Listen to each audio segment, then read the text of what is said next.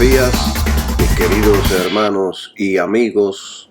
Vamos a comenzar un día más en el estudio poderoso de la palabra del Señor. Venía ahora por la mañana, fui a una cafetería a comprar 2 cortaditos y venía meditando en los asuntos del Señor. Y yo venía pensando, entre tantas cosas, una de las cosas era que todos los mensajes, todas las predicaciones y los estudios que yo he dado a través de toda mi vida cristiana, yo lo podría resumir en cortas palabras. Y este estudio que les voy a dar también lo podría resumir en cortas palabras. Y es: si la fe que nosotros los creyentes estamos profesando no nos hace consagrarnos en espíritu, alma y cuerpo para Dios, entonces les puedo decir sin lugar a dudas que es una fe vacía, es una fe vana, una fe que no tiene fruto, una fe que no lo llevará a Dios. La fe verdadera, cuando un creyente tiene fe verdadera, esa fe tiene fruto. Yo he dado muchos mensajes sobre la fe. Y hace ya unas cuantas semanas que estoy enseñando sobre la fe que agrada a Dios. He dado muchos mensajes, pero en estas semanas pasadas di el número 1, después di el número 2 y hoy quiero enseñar el número 3. Mientras más predico, mientras más enseño, mientras más leo, entiendo más sobre la fe.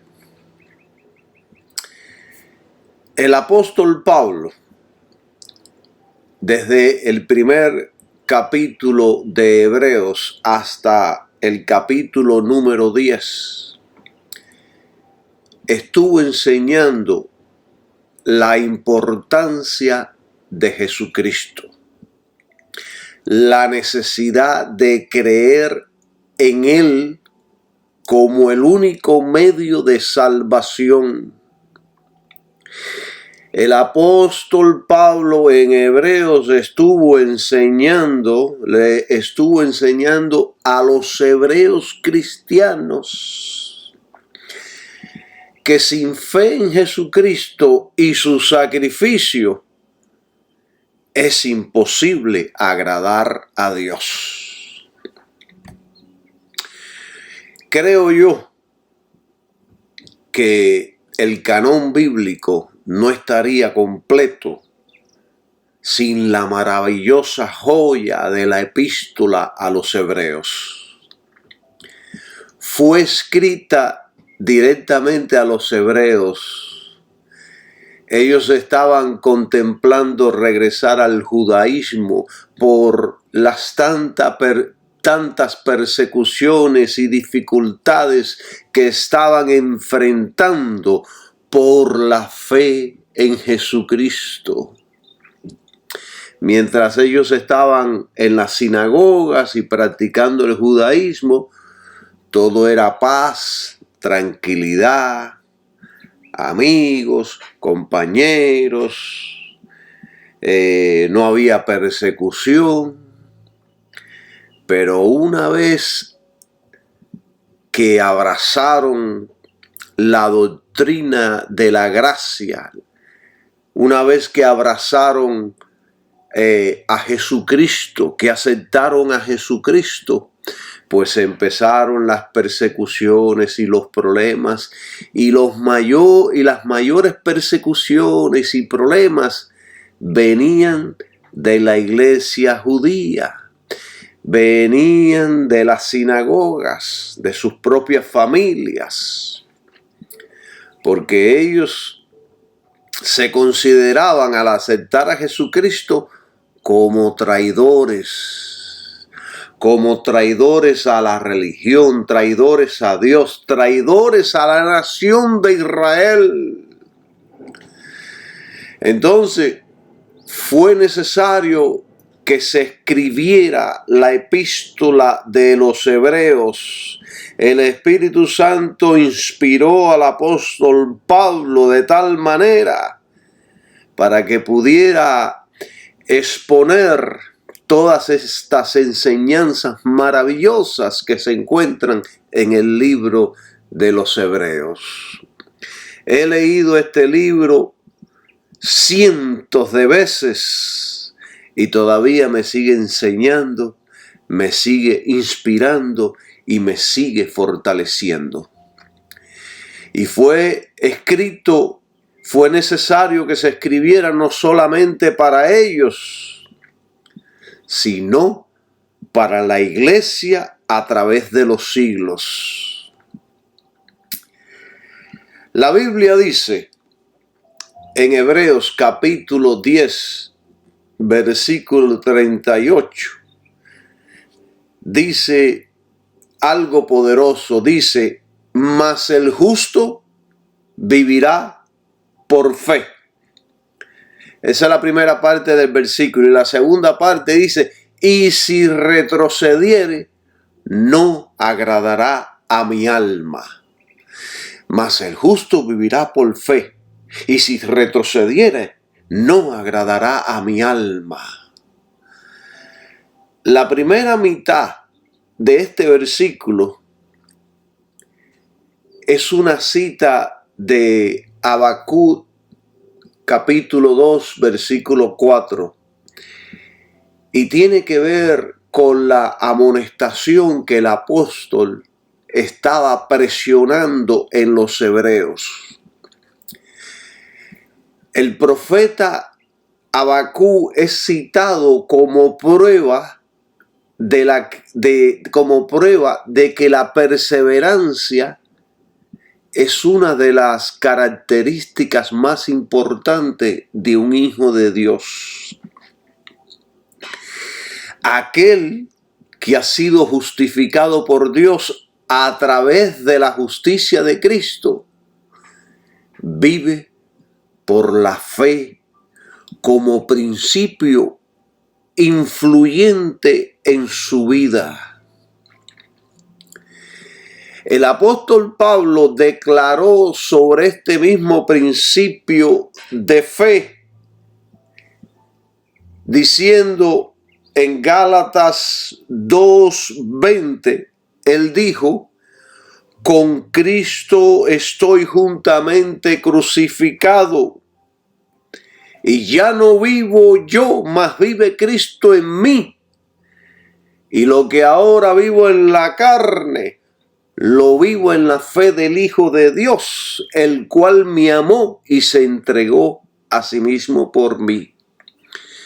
Eso es vivir por fe. Eso es vivir por fe en el Hijo de Dios. Por eso empecé este estudio diciéndoles que la fe que no se consagra totalmente al Hijo de Dios es una fe vana. Es una fe que no tiene fruto. Es una fe que no funciona.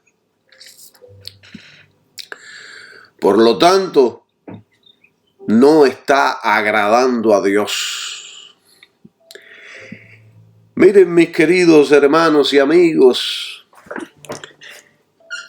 aquel a quien Dios ha exonerado de la maldición y condenación de la ley, no es el que simplemente ha creído,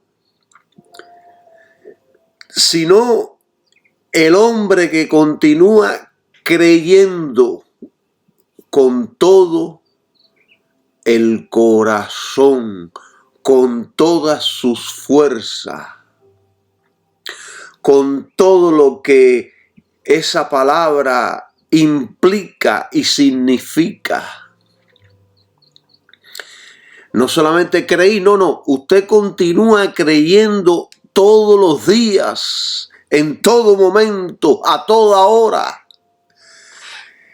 El cristiano es salvo por fe y vive su vida y vive, no voy a decir su vida, el cristiano es salvo por fe y vive por fe. O sea, recibe la vida de Dios por fe y vive su vida cristiana por fe. Porque esa es la misma naturaleza de la gracia. Solo podemos ser libres de la ira venidera por arrepentimiento y fe personal en el Señor Jesucristo, para que podamos ser libres del poder del pecado, de las tentaciones de Satanás y del mundo que busca destruirnos.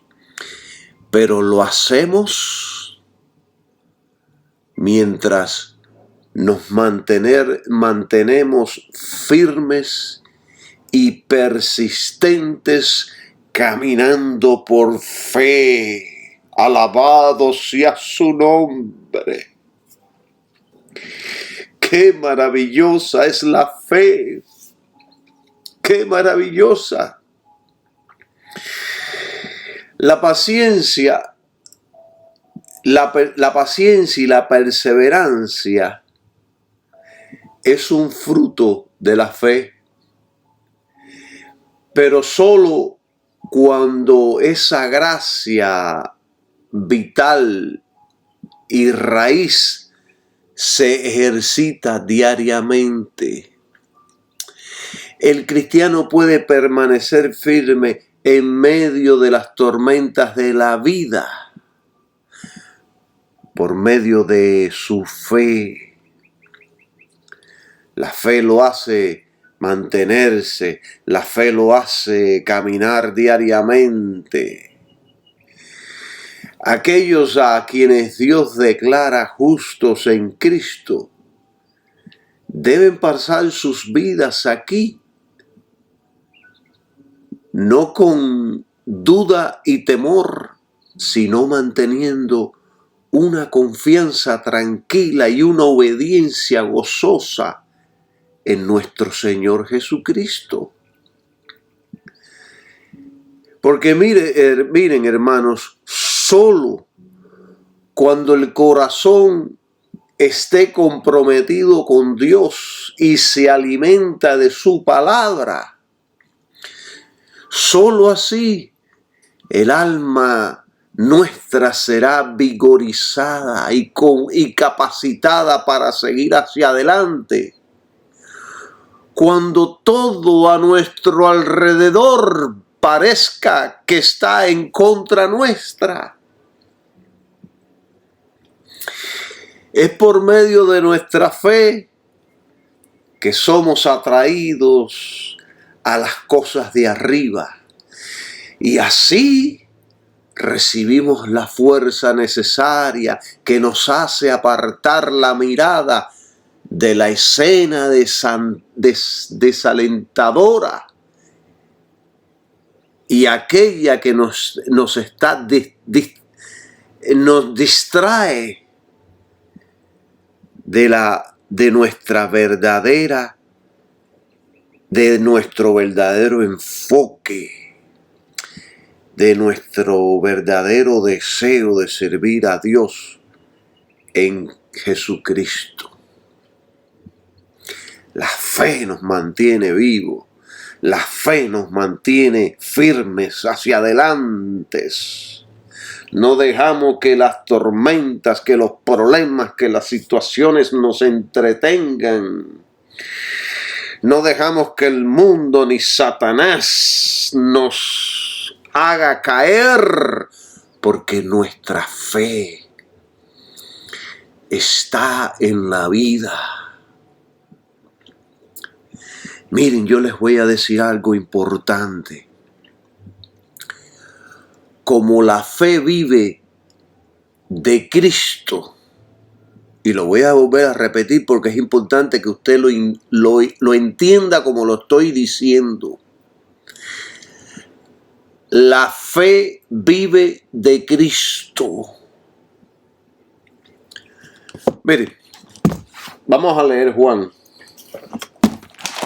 Vamos a Juan, capítulo 6. Y esto es un versículo poderoso que merece nuestra meditación. Vamos a Juan 6, del 56 al 57. Mira lo que Jesús dijo de sí mismo. El que come mi carne y bebe mi sangre, en mí permanece y yo en él. 57. Como me envió el Padre viviente y yo vivo por el Padre, así el que me come, él también vivirá por mí. Esto está poderoso. Si nosotros comemos su carne y bebemos su sangre, también viviremos por él. Cristo, como la fe vive de Cristo, la fe obtiene su virtud de él. Es como el pámpano obtiene la savia de la raíz de la vid. Si nosotros comemos su carne y bebemos su sangre, nosotros vivimos. O sea que la vida, la fe, viene directamente de Jesucristo. ¿No dijo él en una ocasión, yo soy la resurrección y la vida? Yo soy la resurrección y la vida. Él es la vida. Así que si estamos viviendo para Jesucristo, tenemos vida, tenemos fe, tenemos fuerza, tenemos vigor. Por eso la fe, si usted profesa una fe y usted no se ha sometido a Dios como un sacrificio vivo, agradable, santo, a Dios en espíritu, alma y cuerpo, si usted no ha hecho eso, es que su fe no viene de Cristo. Es una fe natural, una fe religiosa, una fe del mundo. Por lo tanto, es una fe que nos salva. La fe que nos hace adaptarnos a nosotros mismos y a nuestros asuntos. Y la fe que nos hace adaptarnos a nosotros mismos y a los asuntos de Cristo, a las disposiciones de Cristo, tomando alegremente el camino del deber y esperando pacientemente la bendición que Él nos dará. Esa es una fe paciente que viene de arriba. La fe tiene la seguridad de que nuestra cabeza sabe mejor lo que nos conviene, lo mejor para nosotros. La fe sigue confiando en Cristo a pesar de las contrariedades de esta vida. La apostasía que habla la Biblia en diferentes lugares en el Nuevo Testamento, que apostasía significa apartarse de Cristo, apartarse del fundamento del sacrificio de Jesucristo. La apostasía deja de confiar en Cristo, regresando a su antigua vida y creencia. Fue por este peligro de retroceder de la apostasía que el Espíritu Santo dijo: y si retrocediere, no agradará a mi alma. Vivir por fe, y después en la segunda parte dice: y si retrocediere, no agradará a mi alma. O sea que hay una posibilidad de aquel que está viviendo por fe retroceder. Si usted y yo retrocedemos, si usted y yo regresamos, si abandonamos nuestra fe en Jesucristo, no agradamos a Dios. Los incrédulos en el nuevo pacto de la gracia de Cristo, los incrédulos en el sacrificio de Cristo no agradan a Dios, no tienen el favor de Dios.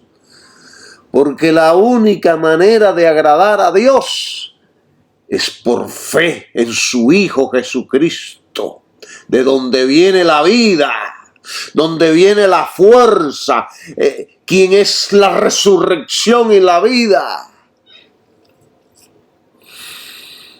No hay otro medio de agradar a Dios. Y el apóstol escribió la epístola de los Hebreos precisamente por el peligro que estaban enfrentando de regresar al judaísmo.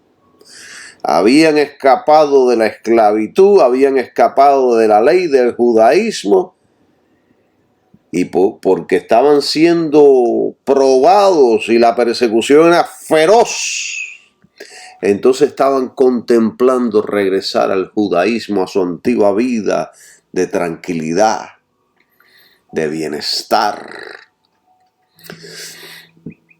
¿Están entendiendo, mis queridos hermanos y amigos?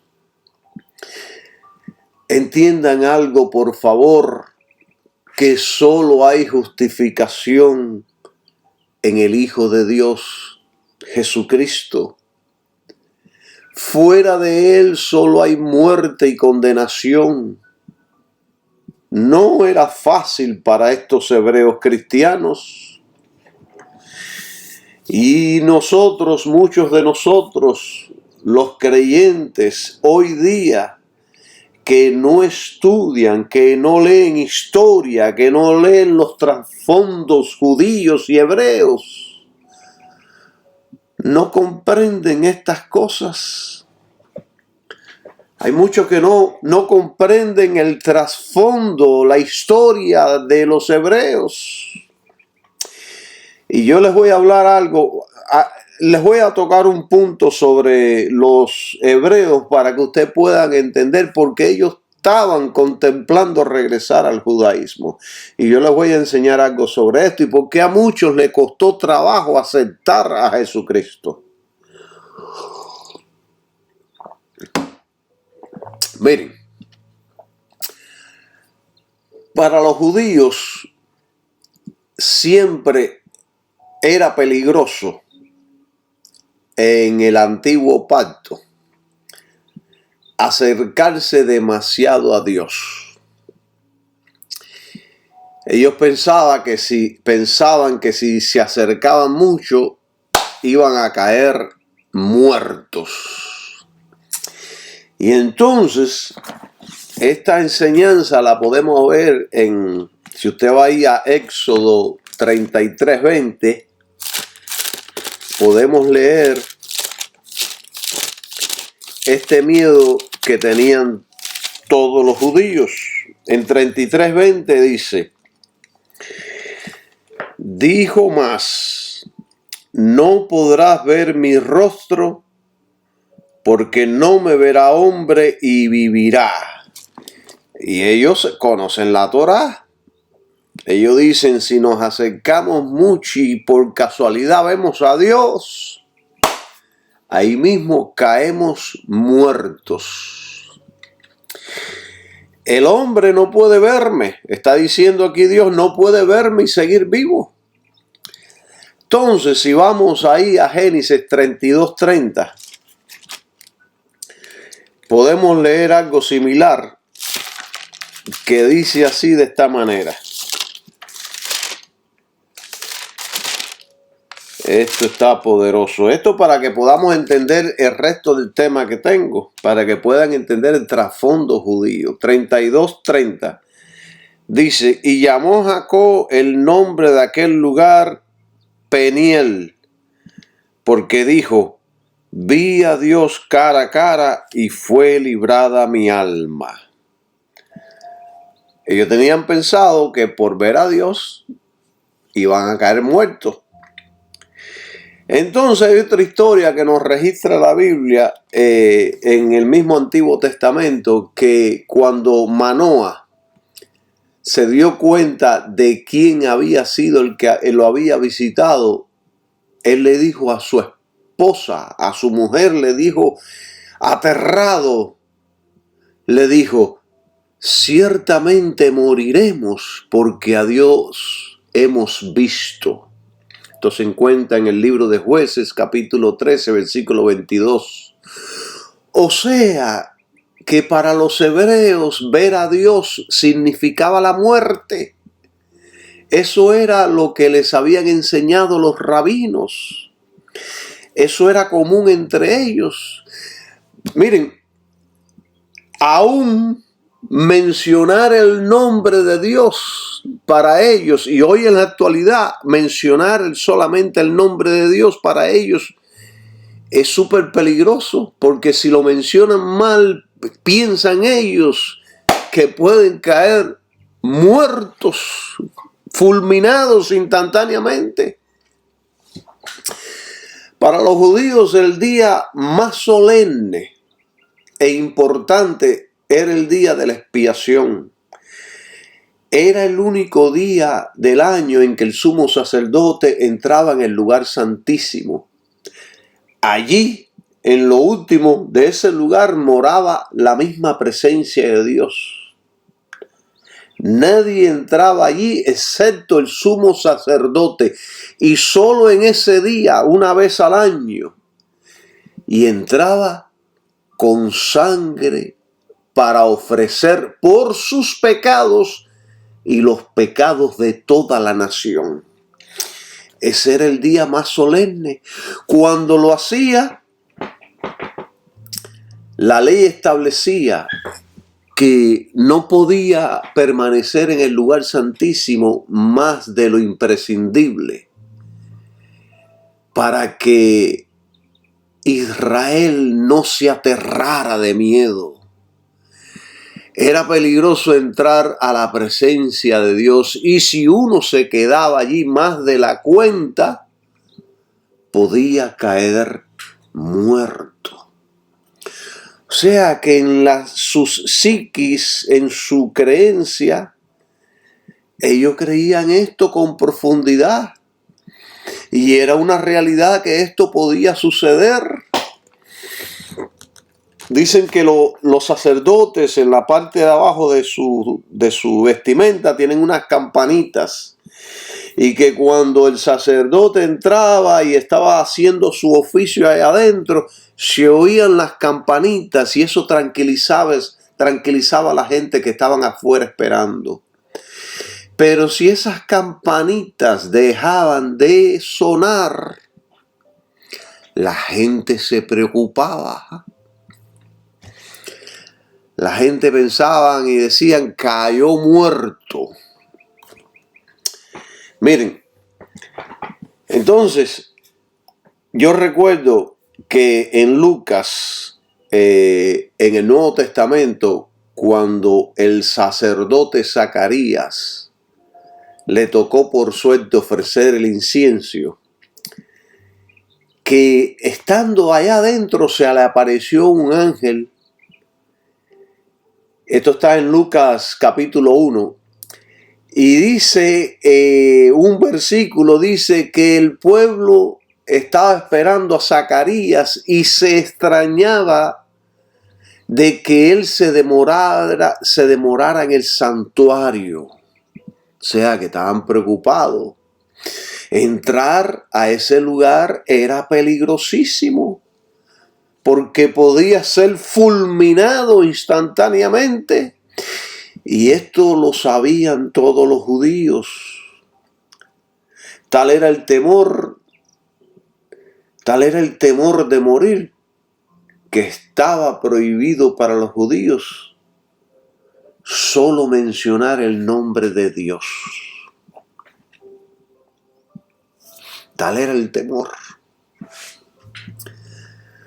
Entonces, Dios, por lo tanto, por gracia, de una manera inmerecida, se acerca o se acercó a la nación de Israel y les ofreció una relación especial con él. Dios se acerca. Pero este acceso exclusivo a Dios estaba condicionado a la observancia de la ley que Dios le había dado al pueblo. Y esto lo vamos a leer. Vamos a leer esto para que entendamos un poquito más este estudio que estamos haciendo.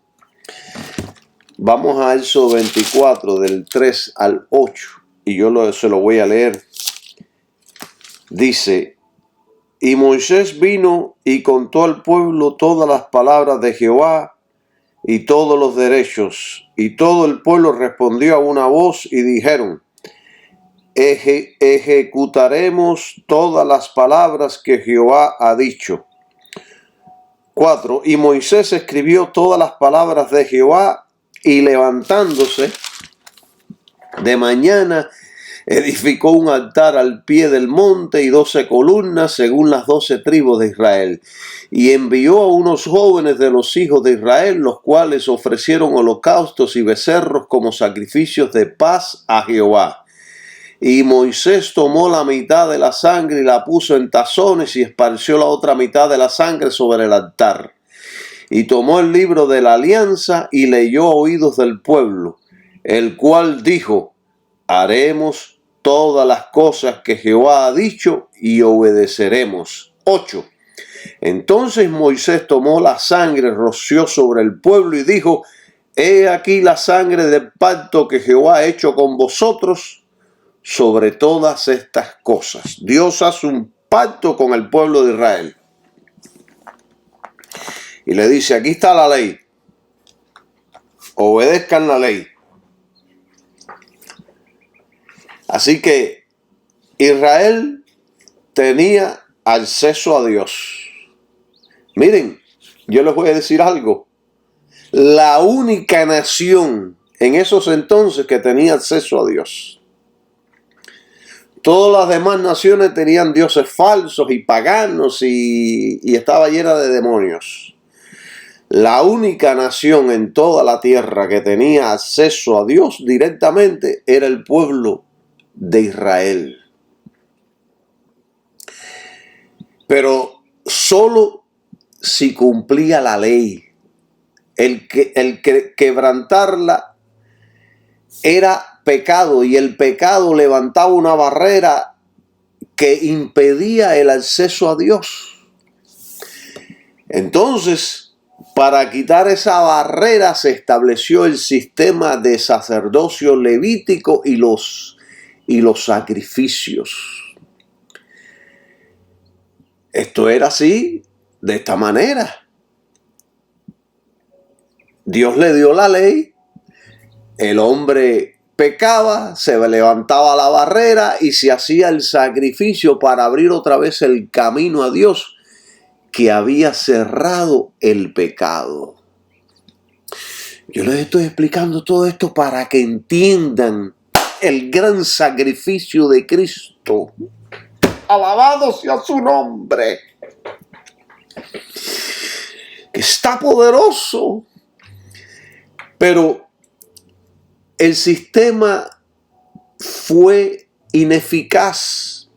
Los sacrificios de animales no podían quitar los pecados. El libro de Hebreos capítulo 10, versículo 4, creo que es el 4 al 8, no estoy seguro, dice: porque la sangre de los toros y de los machos cabríos no pueden quitar los pecados.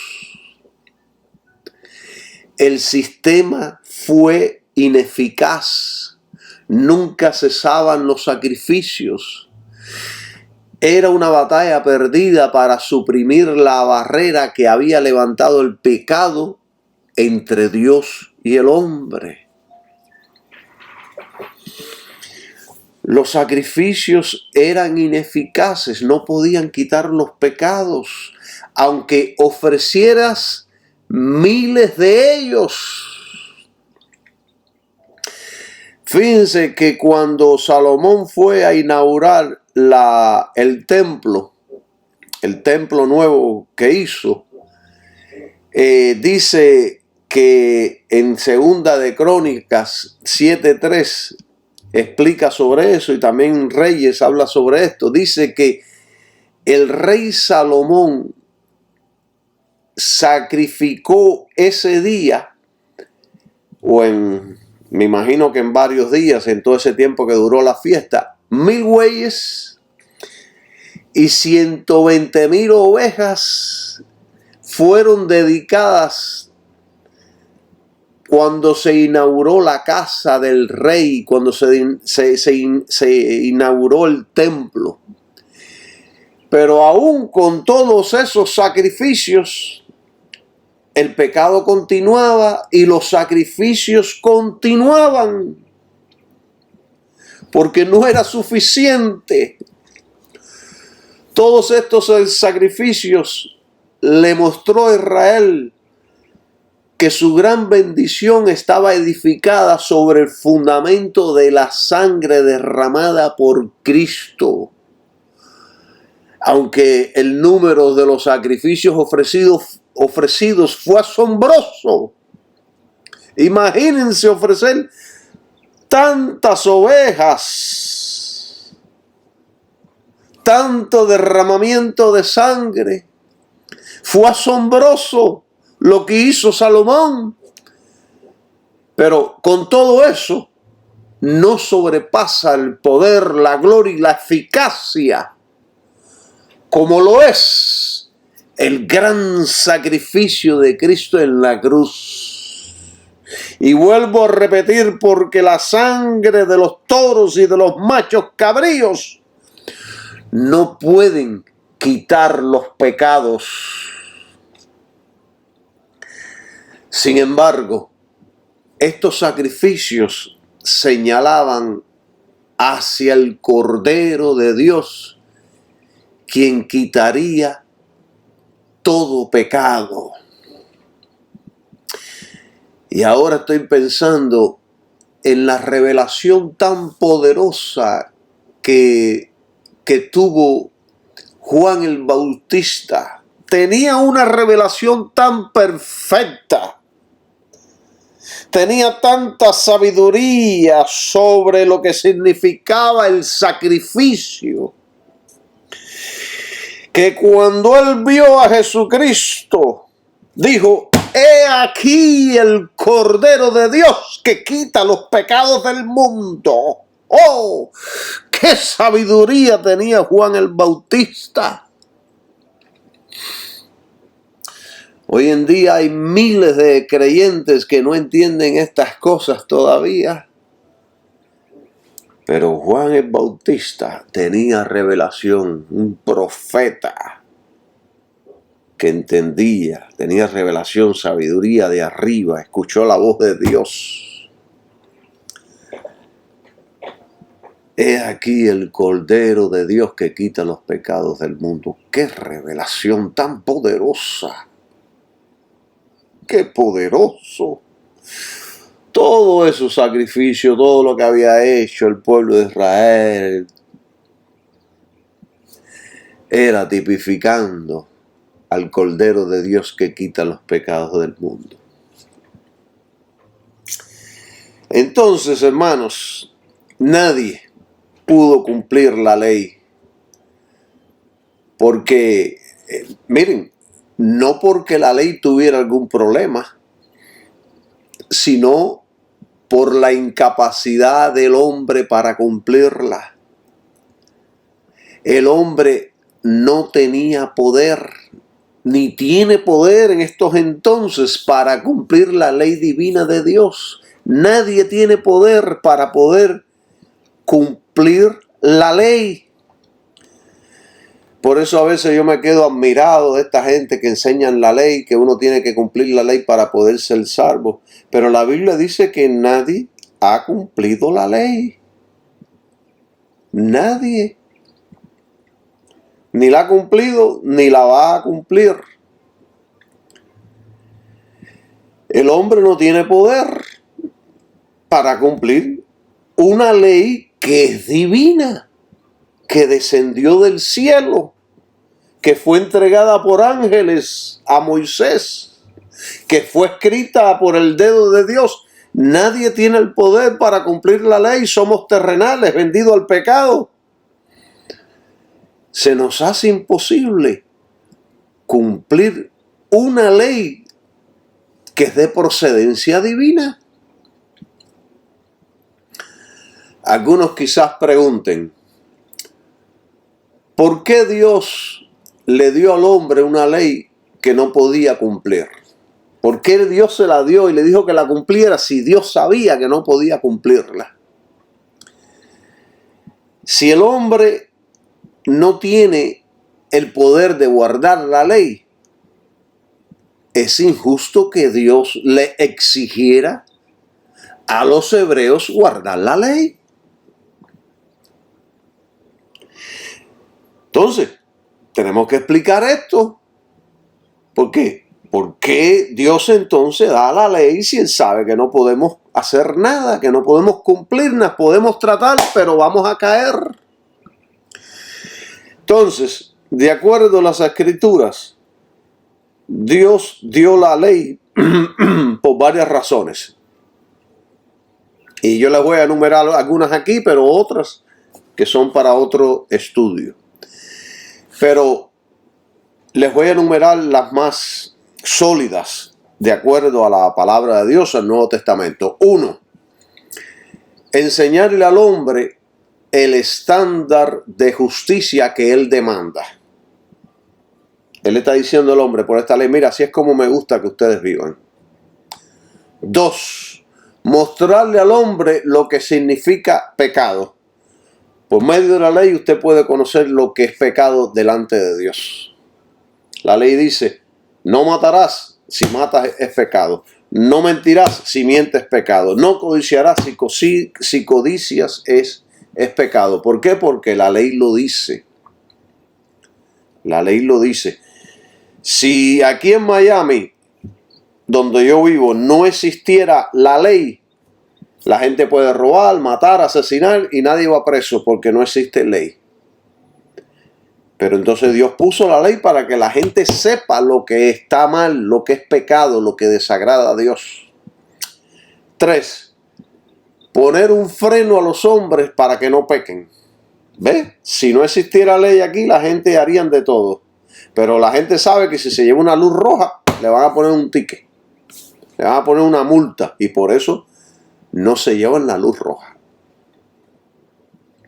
La ley es como un freno en la boca de los caballos.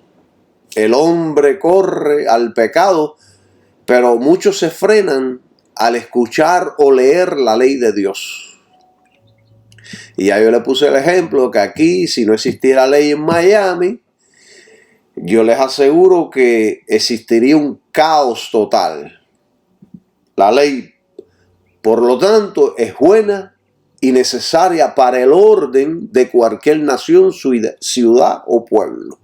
Aún en su misma casa es bueno que usted tenga reglas, que usted tenga leyes para tener una casa bien organizada. Y número 4, la ley es la constitución de Israel. Todas las naciones tienen una constitución. La de Israel fue dada por Dios. entienden ya un poquito más sobre la ley. Y entonces Pablo nos cita Gálatas 3:19, donde él hace la misma pregunta que muchos hoy en día me han hecho o han preguntado sobre la ley. En Gálatas 3:19 dice: ¿para qué entonces sirve la ley? ¿Para qué entonces sirve la ley? Y entonces sigue diciendo, y da la respuesta ahora, fue añadida por causa de las transgresiones, el pecado, la maldad, la delincuencia, hasta que viniese la simiente de Jesucristo, hasta que viniera Cristo, a quien fue hecha la promesa y fue ordenada por ángeles en mano de un mediador. Esto está poderoso. Cristo es la promesa. Cristo es la promesa. La promesa que vendría, el Mesías, el Cordero de Dios que quita los pecados del mundo. En realidad, lo único que podía hacer y puede hacer la ley es demostrarle al hombre lo que él es. La ley no tiene ningún poder para cambiar el corazón, mis queridos hermanos. La ley solamente nos puede frenar de hacer cosas que sabemos que son malas. Pero la ley no puede cambiar el corazón. Pero como Pablo dijo en Gálatas, ahí mismo en 3, 24 y 26, él dice, capítulo 3, versículo 24 al 26 dice: de manera que la ley fue nuestro ayo, nuestro instructor, nuestro maestro, nuestro guía, para traernos a Cristo, para que fuésemos justificados por la fe. 25. Mas venida la fe, ya no estamos bajo ayo. Venida la fe. Fe se refiere a Jesucristo. Nos está diciendo, venido la gracia, venido Jesucristo, habiéndose realizado el sacrificio y la resurrección de Jesucristo, ya no estamos bajo la ley, ahora estamos bajo el Hijo de Dios. Y el 26 dice, porque todos sois hijos de Dios por la fe en Cristo Jesús. Usted no es hijo de Dios por la fe en la ley. Usted es un hijo de Dios por la fe en Cristo Jesús. ¿Están entendiendo todo esto, mis queridos hermanos? Qué poderosa es la palabra de Dios, qué hermosa. La ley fue nuestra tutora para llevarnos a Cristo. La ley no tenía ninguna función permanente, sino que servía solamente hasta que viniera Cristo. Es solo por la fe en Cristo que uno se puede justificar. Cuando Cristo se ofreció como el sacrificio por el pecado, ya el creyente no está bajo la tutela de la ley. La ley fue totalmente cumplida en Cristo. Miren, toda persona que es salva y toda persona que fue salva o será salva es solo por la fe en Cristo y se logró por lo que Él hizo en el Calvario. ¿Entienden qué poderoso está esto? Cristo fue el único que pudo cumplir la ley por nosotros. Y entonces se ofreció como un sacrificio perfecto y Dios lo aceptó. Y ahora nosotros tenemos la justicia de Cristo. Tenemos la santidad de Cristo en nosotros. En la nueva traducción viviente, les voy a enseñar en la nueva traducción viviente cómo se leería Gálatas. Y aquí lo explica de una manera muy correcta. Cómo se explica Gálatas vamos a leerlo del 23 al 26, del 23, espérese, Gálatas 3, aquí está, desde el 23 al 26, yo se los voy a leer. Antes que se nos abriera el camino de la fe en Cristo, estábamos vigilados por la ley. Nos mantuvo en custodia protectora, por así decirlo, hasta que fuera revelado el camino de la fe. Dicho de otra manera, la ley fue nuestra tutora hasta que vino Cristo. Nos protegió hasta que se nos declarara justos ante Dios por medio de la fe. Y ahora que ha llegado el camino de la fe, ya no necesitamos que la ley sea nuestra tutora, pues todos ustedes son hijos de Dios por la fe en Cristo Jesús. ¿Vieron qué poderoso está esto? Está poderosísimo. Aquí en la nueva traducción viviente lo explica claramente para que podamos entenderlo. Miren, les doy un dato curioso que a menudo estoy meditando en él. Y esto no lo he leído en ningún libro, es un dato curioso de que yo me he puesto a meditar en él. Después del año 70 después de Cristo, los judíos no han podido oficiar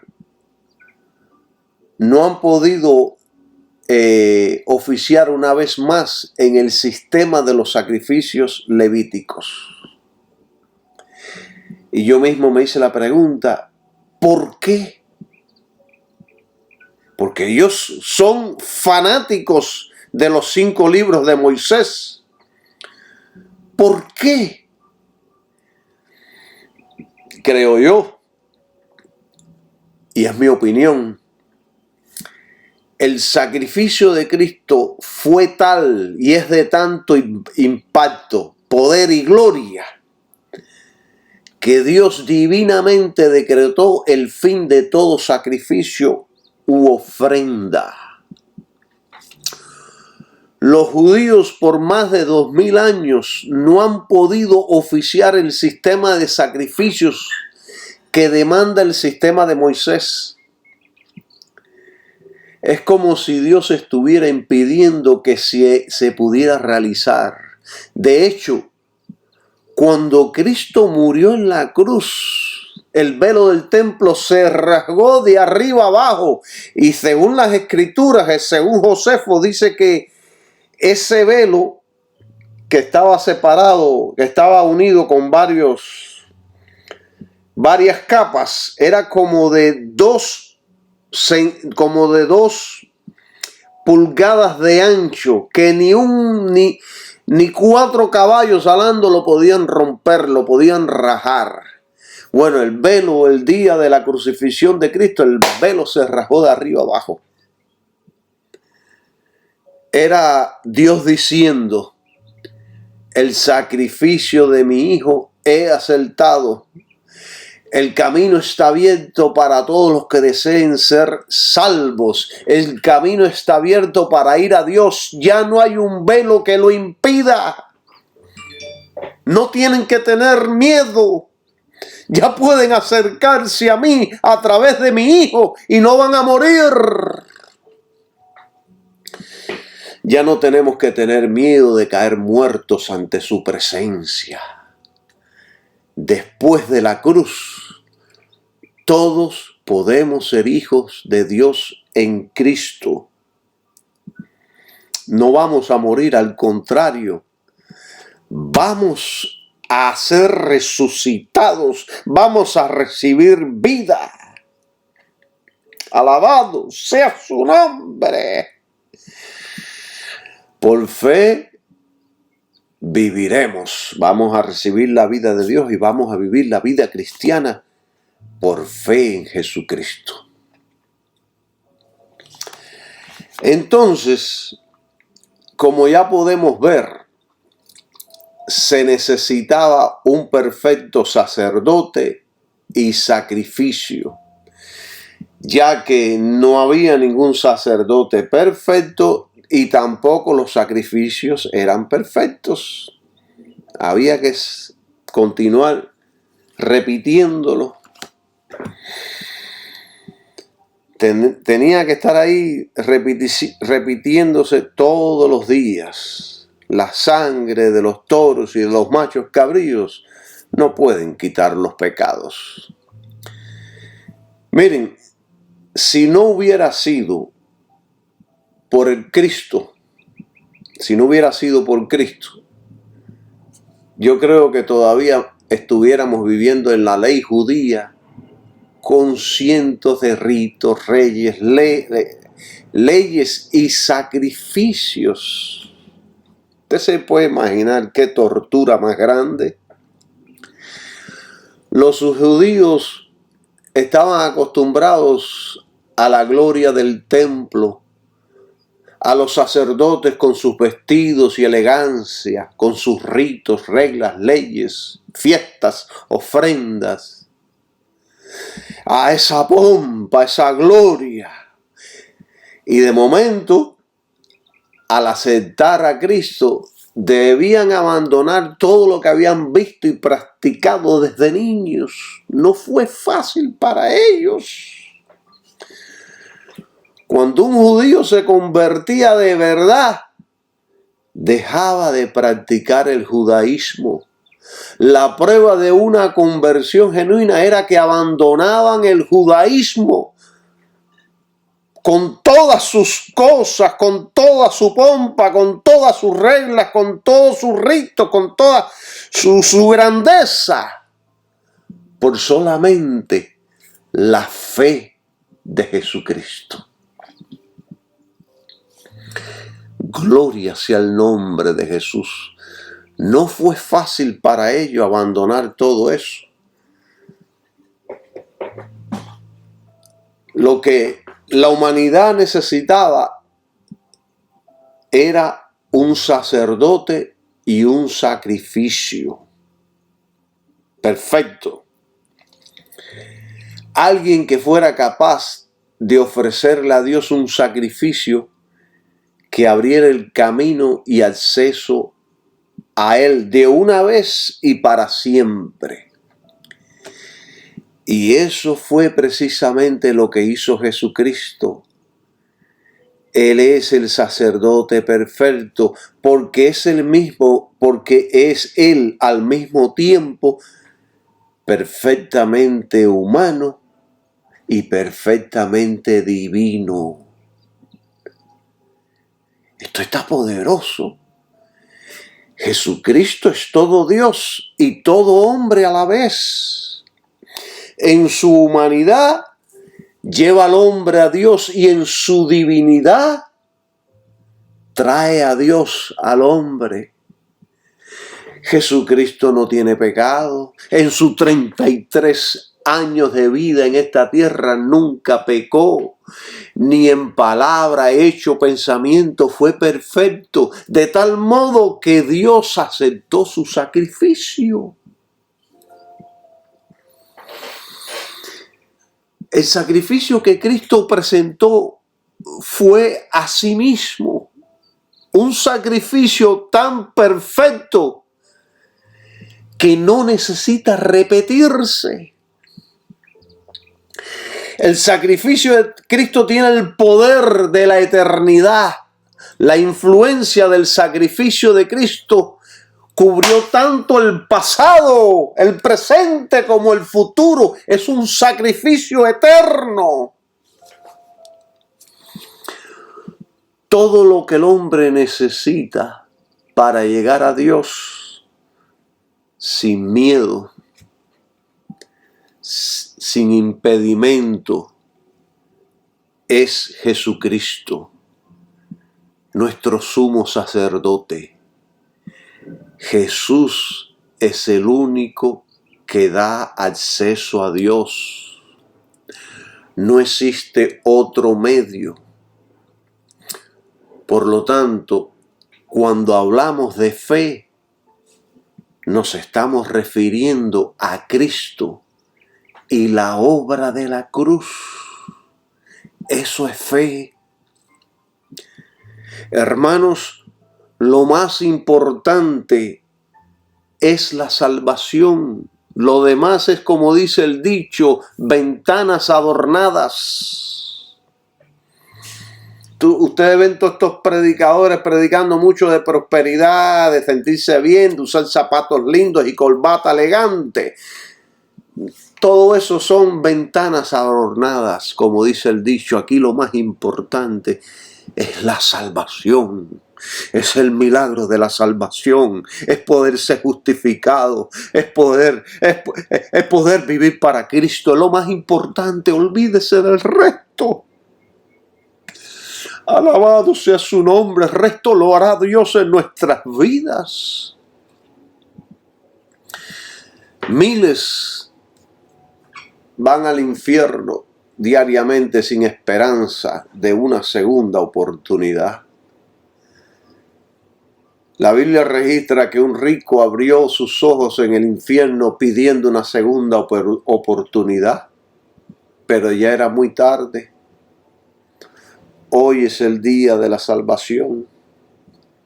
La fe en Cristo nos da vida instantáneamente, nos salva y nos libera de la condenación eterna. No hay nada más importante como la salvación en esta tierra. No pierden tiempo en las cosas pasajeras. Ocúpese de su salvación, dice Pedro, con temor y temblor. Es lo único importante. Es lo más importante, la salvación. Miren, hace unos días escuché en la televisión las donaciones que un millonario está haciendo por los necesitados. Eso es buenísimo, ayudar a los necesitados. A Dios le encanta que tengamos buenas obras. Este hombre ha donado más de 50 millones. Y cuando lo estaban entrevistando, le preguntaron: ¿usted cree que se salvará por sus donaciones? ¿Usted cree que irá al cielo? ¿Usted cree que Dios lo recibirá? A lo que él respondió: ¡oh, claro que sí! Si existe un Dios y un cielo, allí yo voy a estar, allí yo estaré, decía este hombre. Y esta es la creencia popular. Así piensa el hombre. Hermanos y amigos, la salvación no se obtiene por obras ni ofrendas. Aunque usted dé toda su fortuna, su vida o se sacrifique por los demás, nunca será salvo. La salvación no es por lo que usted haga. La salvación tiene un nombre: Jesucristo. No es por lo que usted haga. El libro de Efesios lo dice claramente: por gracia sois salvos por medio de la fe. Y esto no de vosotros, pues es don de Dios, no por obras para que nadie se gloríe. En la Nueva Traducción Viviente lo podemos leer de esta manera. Vamos a Efesios, capítulo 2, versículos 8 y 9. Dice en la Nueva Traducción Viviente: Dios nos salvó por su gracia cuando creyeron. ustedes no tienen ningún mérito en eso. Es un regalo de Dios. La salvación no es un premio por las cosas buenas que hayamos hecho. Así que ninguno de nosotros puede jactarse de ser salvo. Qué claro está esto. Esto no tiene discusión. Esto está bien claro. Por supuesto que hacer buenas obras y obras benéficas es bueno. Y ellas le agradan a Dios, pero ninguna de ellas nos salvan. Todas las obras buenas lo único que pueden hacer es que seamos recompensados, pero no nos salvan. Por lo tanto, Hebreos 11:1 nos dice sobre la fe en un lenguaje actual. Lo podríamos leer así, de esta manera. La fe es lo que nos hace estar seguros de lo que esperamos y convencidos de lo que no vemos. La fe está absolutamente seguro de lo que cree, de lo que usted cree es verdad. Y lo que espera sucederá. Y los cristianos creemos en Jesucristo y su sacrificio expiatorio. Creemos que eso es real. Y por creer eso, nos justifica y nos salva. Eso es fe que Dios reconoce y acepta. Y eso es todo lo que usted y yo necesitamos para ser salvos y nada más. Y le pongo un punto a ese más. Y nada más. Y punto. Eso es todo lo que usted necesita para ser salvo. Yo creo que las buenas obras son importantísimas. Dios definitivamente se agrada de aquel que hace buenas obras. La Biblia lo enseña. Pero ellas no salvan. Ellas solos nos pueden recompensar. Dios no muestra favoritismo.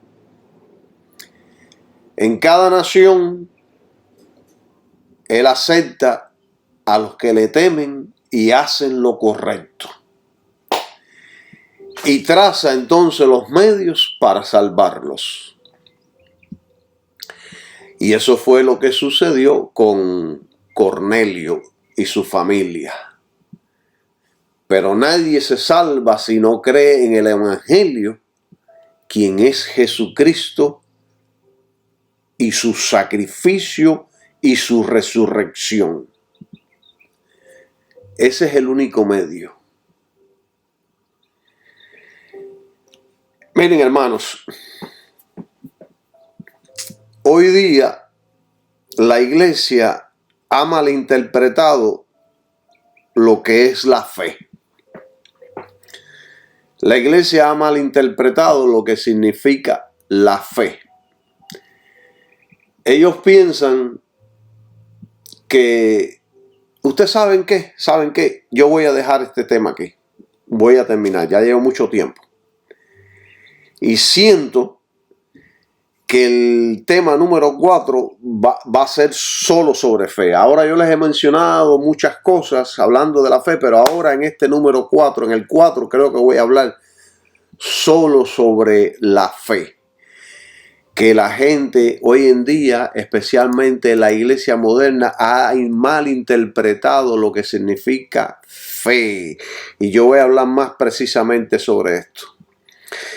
Y todo este tema que yo estoy dando nació por un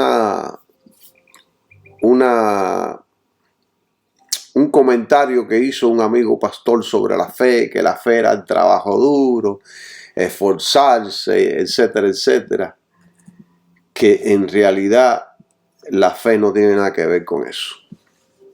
Aunque la fe, aunque esforzarse, trabajar duro, y eso es muy bueno y le agrada a Dios que tengamos esas características.